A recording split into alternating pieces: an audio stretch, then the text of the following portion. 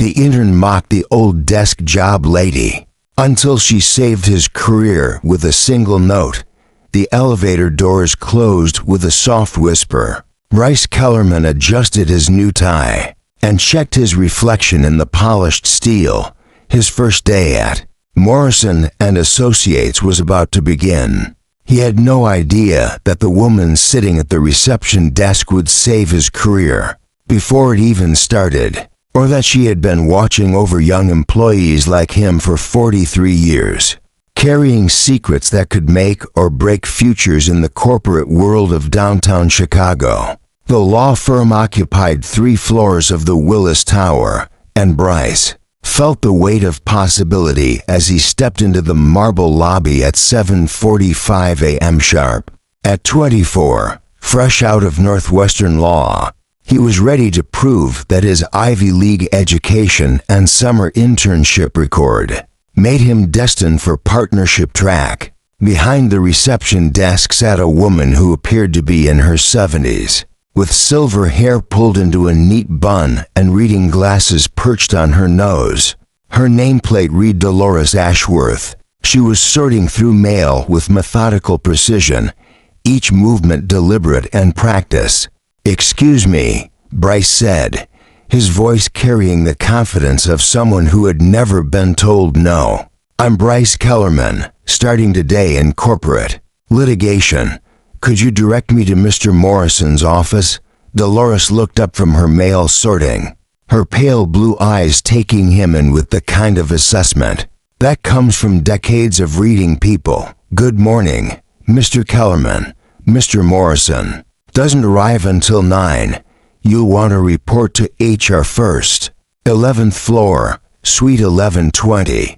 Her voice was soft, almost grandmotherly, with a slight Midwestern accent that suggested she had spent her entire life in Illinois. Bryce nodded curtly and headed toward the elevators, already dismissing her from his thoughts. As the weeks passed, Bryce settled into the demanding rhythm of junior associate life.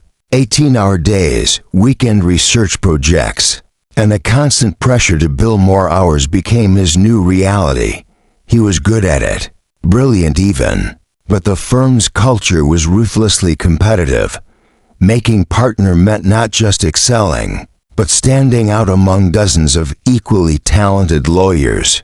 Morrison and Associates had a tradition that separated the survivors from the casualties. Every quarter, the senior partners would select one junior associate for the Heritage case, a pro bono matter that had been with the firm for decades. Success on the Heritage case often meant fast-tracking to senior associate. Failure meant looking for work elsewhere.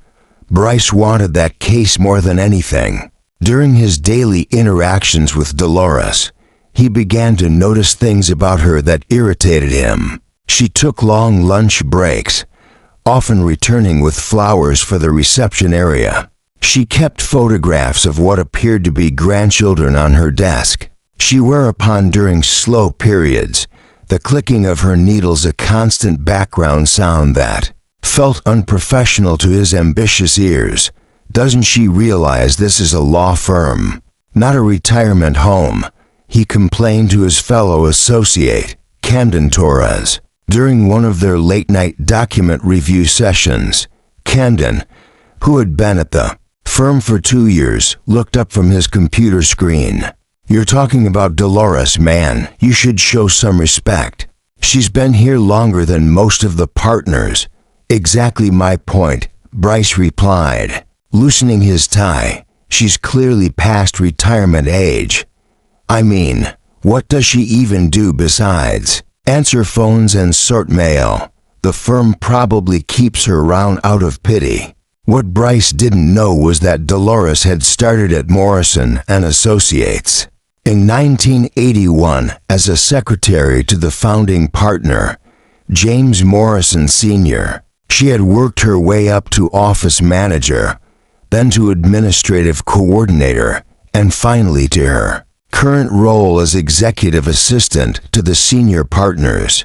She knew where every file was located, remembered every client's preferences, and had shepherded hundreds of young lawyers through their early careers. More importantly, she had never forgotten what it felt like to be underestimated. The announcement came on a gray Thursday morning in November.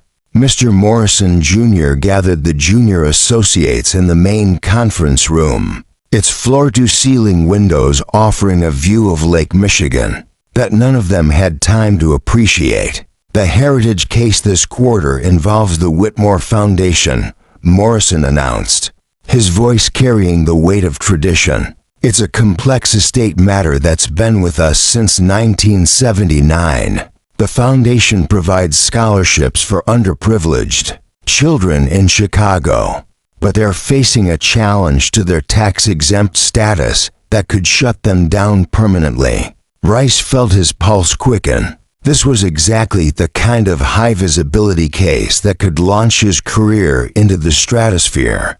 The associate selected for this case will work directly with me, Morrison continued. They'll have access to our complete case files, including documents going back to the foundation's inception.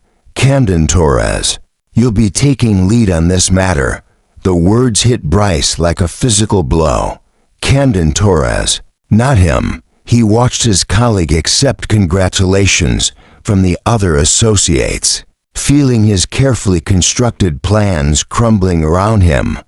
After the meeting, Bryce retreated to his office and closed the door. He had been so certain that his performance, his credentials, his obvious dedication would guarantee him the heritage case. The rejection felt personal, almost humiliating. Around 6 p.m., when most of the office had cleared out, Bryce found himself standing by the reception desk. Dolores was still there, working on what appeared to be filing. Her knitting bag sat beside her chair, and soft classical music played from a small radio she kept hidden behind her computer monitor. Long day, she observed without looking up from her work. Yeah, Bryce replied, not really wanting to engage, but somehow drawn to her calm presence. Just trying to figure out where I went wrong. Dolores set down her files and looked at him with those assessing blue eyes. The heritage case. Bryce nodded, surprised she knew. I thought I was the obvious choice. My credentials, my performance reviews, everything pointed to me getting that opportunity. Credentials are important, Dolores said carefully, but so is character. The heritage case isn't just about legal brilliance. It's about understanding people, about caring for something bigger than your own success. Her words stung because they carried a grain of truth that Bryce wasn't ready to acknowledge. Easy to say when you're not trying to build a career. As soon as the words left his mouth, he regretted them. Dolores's expression didn't change, but something shifted in the air between them. She returned to her filing without another word, and Bryce retreated to his office, feeling smaller somehow.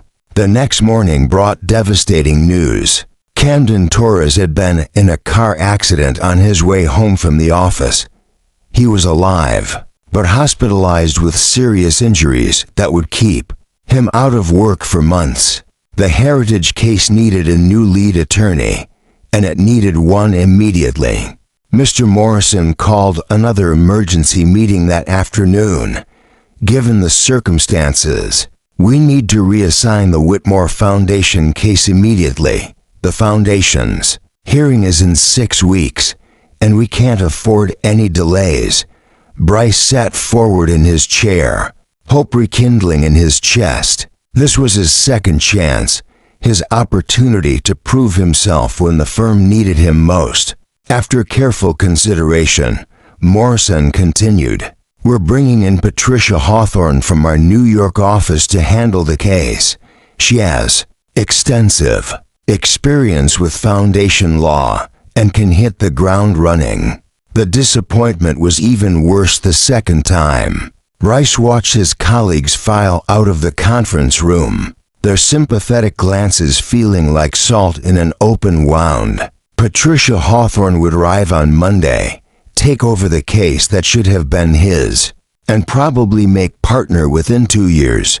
That evening, Bryce found himself working late again, not because he had urgent deadlines, but because going home to his empty apartment felt like admitting defeat.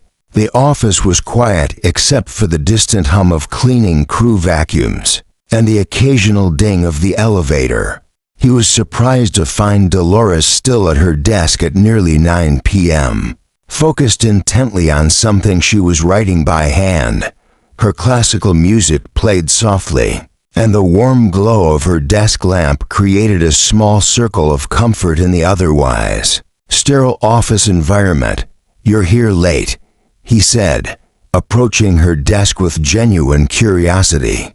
Dolores looked up, and he noticed that she had been crying. Her eyes were red-rimmed, and there were tissues scattered across her normally pristine workspace. "I'm sorry," Bryce said immediately. "I didn't mean to intrude. Are you all right?" For a moment, Dolores seemed to consider whether to answer.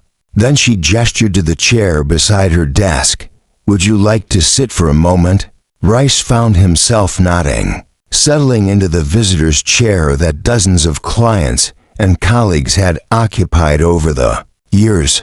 Up close, he could see that Dolores had been writing in what appeared to be a leather-bound journal, her handwriting flowing and elegant in the way that suggested a different era of education. "Today would have been my husband's 80th birthday," she said quietly. "Frank passed away 3 years ago, but I still find myself wanting to tell him about my day, about the people I meet here." The admission hung in the air between them, vulnerable and unexpected. Bryce realized that in all his months at the firm, he had never considered that Dolores might have a life outside these walls, might carry her own griefs and joys. "I'm sorry," he said, and meant it. "Were you married long?" 52 years, Dolores replied, a small smile softening her features. "We met right here, actually." Frank was a young lawyer then, just starting out at Morrison and Associates. I was 23, fresh from secretarial school, and absolutely terrified of making a mistake. Bryce tried to imagine Dolores as a young woman, nervous and uncertain in the same building, where she now moved with such quiet authority. Frank used to say that the secret to success wasn't being the smartest person in the room. She continued, "It was being the person who cared the most." He made partner eventually, not because he was brilliant, though he was, but because he never forgot that the law exists to help people. Something in her tone made Bryce look at her more carefully. "Frank Ashworth. Was he Franklin P. Ashworth?" Dolores nodded. "You know the name?" Bryce felt his world shift slightly. Franklin P. Ashworth was a legend at Morrison and Associates, one of the founding partners. Alongside James Morrison Sr., his name was on plaques throughout the office, and his cases were still studied in law schools. Bryce had assumed he was long dead, a figure from the firm's ancient history. "He's your husband?" Bryce asked, struggling to process this information. "Was," Dolores corrected gently. "But yes, for 52 years, he was my everything." The revelation changed everything Bryce thought he knew about the woman sitting across from him.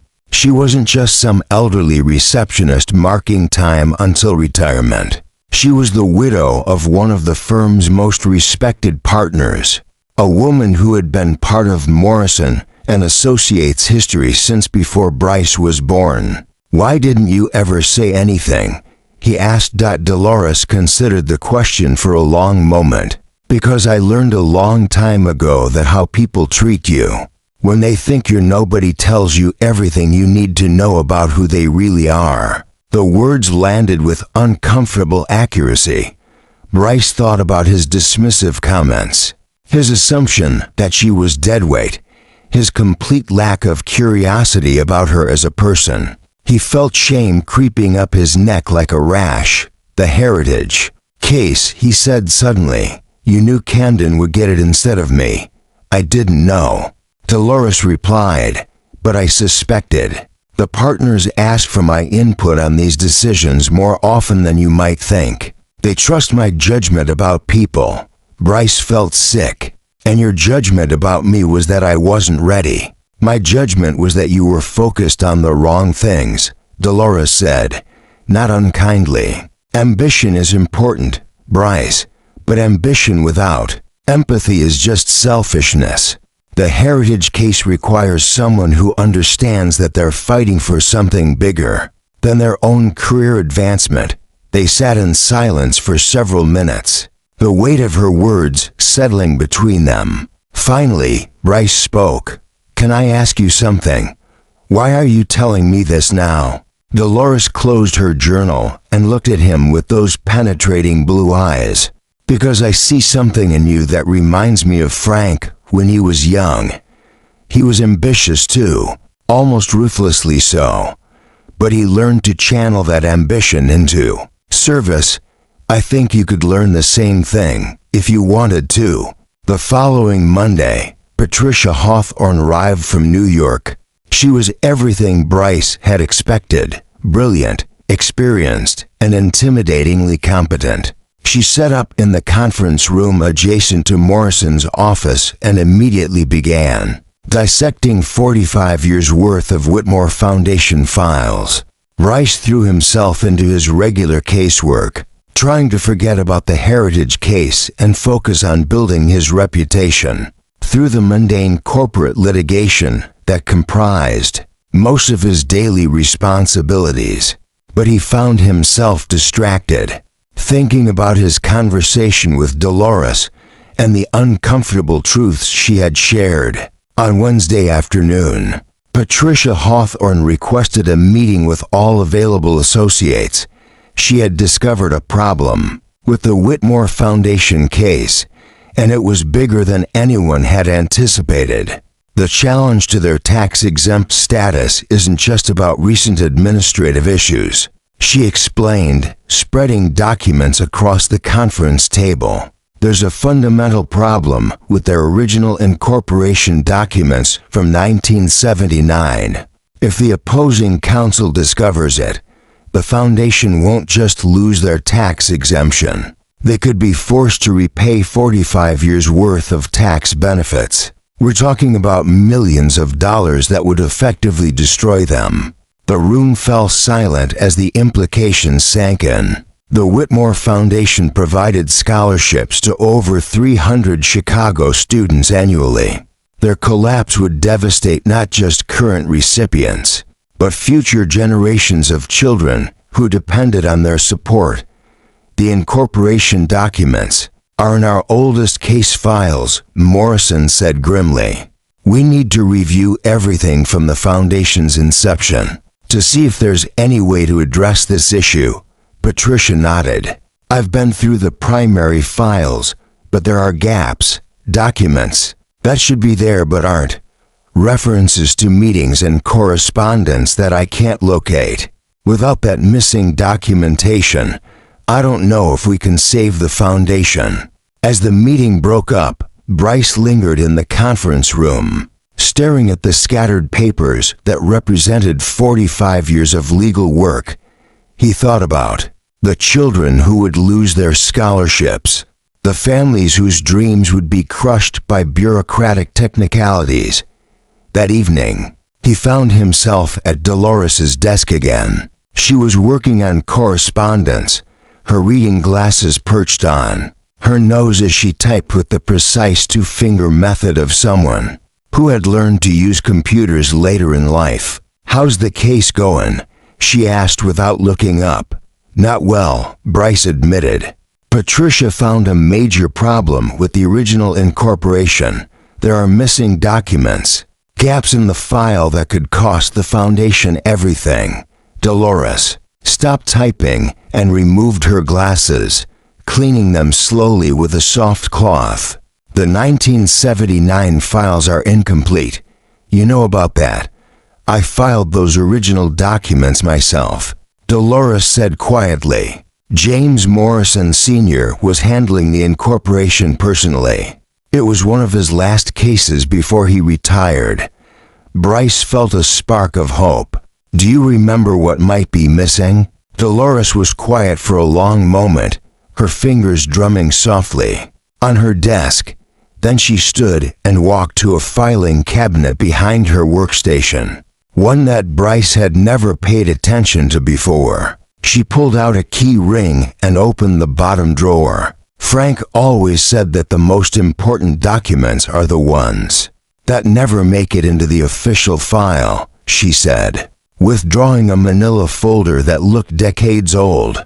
The personal notes, the informal agreements, the handwritten memos that explain what really happened. She handed him the folder. Inside were documents that Bryce had never seen before.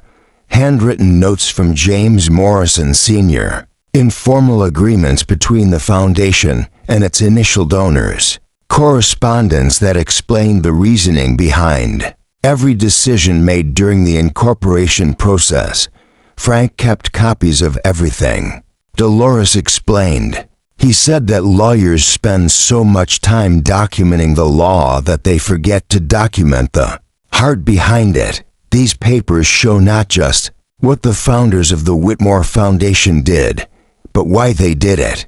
Bryce opened one of the handwritten memos and felt his pulse quicken. It was a personal note from Morrison Sr. explaining how the foundation's unusual structure was specifically designed to serve underprivileged children in perpetuity, with language that anticipated and addressed exactly the kind of challenge they were now facing. This could save them, he whispered. It could, Dolores agreed. But these documents don't officially exist. Frank kept them in his personal files, not the firm's records. Using them would require someone to take responsibility for their authenticity, to stake their career on their validity. Bryce understood what she was offering him. The documents in his hands could save the Whitmore Foundation, but presenting them would be a risk. If anyone questioned their authenticity or suggested they had been improperly withheld, it could destroy his career before it really began. "Why are you showing me this?" he asked. Dolores sat back down at her desk, but her eyes never left his face. "Because I think you're finally asking the right question, which is not what these documents can do for your career," she said softly, "but what you can do for those children who need scholarships." That night, Bryce sat in his apartment reading through Frank Ashworth's private files. The documents painted a picture of the Whitmore Foundation that was far richer than anything in the official record. They showed a group of Chicago business leaders who had been profoundly affected by their own experiences with poverty and education, who had structured their foundation not just to provide scholars, hips, but to serve as a lasting testament to the power of opportunity. The handwritten notes revealed that the unusual aspects of the foundation's incorporation weren't oversights or legal loopholes. They were carefully crafted provisions designed to ensure that the foundation could continue its work regardless of changing tax laws or political pressures. Most importantly, the documents included a personal letter from the foundation's primary donor, explaining his intent in language that directly countered the current legal challenge. At 7 a.m. the next morning, Bryce knocked on Patricia Hawthorne's temporary office door. She looked up from her computer, already dressed impeccably despite the early hour. "Bryce, what can I do for you?" He placed Frank Ashworth's folder on her desk. "I found the missing documentation." Patricia opened the folder and began reading, her expression shifting from polite interest to focused attention, to something approaching excitement. "Where did you find these?" "Dolores Ashworth had them," Bryce explained. Her late husband kept personal copies of all of his case files. These documents explain the foundation's structure in ways that completely undermine the current. Challenge. Patricia looked up at him sharply. Dolores Ashworth, Frank Ashworth's wife. Yes. She's been the executive assistant here for over 40 years. Patricia shook her head in amazement. I had no idea. These documents are exactly what we need. But, she trailed off, clearly thinking through the implications. But they're not part of the official record. Bryce finished. Using them is a risk. A career-ending risk if anyone questions their authenticity. Patricia agreed. Who else knows about these? Just Dolores and me. And you now. Patricia studied him carefully. Why are you bringing this to me instead of taking it directly to Morrison? This kind of discovery could make your career. Bryce had been asking himself the same question all night. 3 months ago, he would have gone straight to Morrison, positioning himself as the hero who saved the case. But something had changed in his understanding of what success actually meant. Because the case is yours, he said simply, and because saving the foundation is more important than getting credit for it. Patricia smiled, and for the first time since arriving from New York, she looked genuinely warm. That's the right answer, but I want you to present these documents to Morrison with me. This discovery wouldn't have happened without your relationship with Dolores. The meeting with Morrison took place that afternoon. Patricia presented the documents while Bryce explained how they had been discovered, carefully crediting Dolores's decades of institutional knowledge and her late husband's meticulous record-keeping. Morrison examined each document with the attention of someone who understood their significance. Finally, he looked up at both attorneys. These documents are authentic, he said. I remember my father discussing this case with Frank Ashworth. The informal agreements described here were exactly the kind of thing Frank would have documented personally. He turned to Bryce. Your initiative in connecting with Mrs. Ashworth may have saved the Whitmore Foundation. That kind of relationship building is exactly what we value in our senior associates. The hearing took place 3 weeks later. Patricia presented the case brilliantly, using Frank Ashworth's documents to demonstrate not just the legal validity of the foundation's structure, but the clear intent behind every decision made during its incorporation. The judge ruled decisively in favor of the foundation, ensuring that their scholarship program would continue indefinitely. After the hearing, Bryce found himself back at Dolores's desk, watching her arrange fresh flowers in a small vase. The afternoon light streaming through the office windows caught the silver in her hair, and he realized that he had never really looked at her before, never seen her as a complete person with her own history and wisdom. Thank you, he said, simply. Dolores looked up from her flowers and smiled. For what? For the documents, for the lesson, for seeing something in me that I didn't know was there. Oh, sweetie, Dolores said, her voice carrying the warmth of a grandmother. I didn't give you anything that wasn't already inside you. I just helped you find it. 6 months later, Bryce was promoted to senior associate, with a direct path to partnership consideration. But more importantly, he had been assigned to lead the firm's new pro bono initiative, working with foundations and nonprofits throughout Chicago. On his first day in his new role, he found a handwritten note on his desk. It was from Dolores, written in the same elegant script he had seen in her journal that evening months before. Dear Bryce, it read, Frank would have been proud to see you choose service over ambition. The best lawyers understand that their true measure isn't in the cases they win, but in the lives they touch. The Whitmore Foundation children will benefit from your choice for generations to come. With admiration and affection, Dolores. At the bottom of the note, she had added a postscript. P.S. There's a box of Frank's pro bono files in my office. Whenever you're ready for your next case. Some fights are too important to wait for the perfect moment.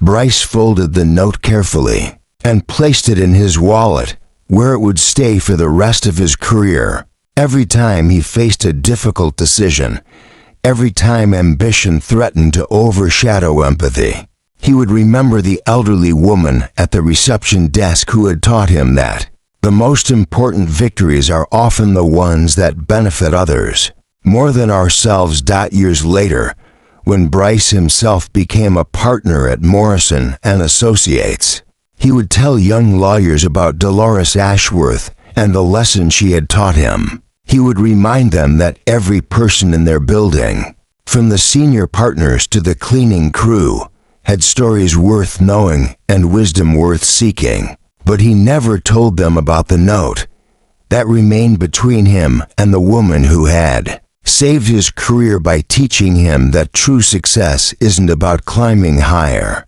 but about lifting others as you rise.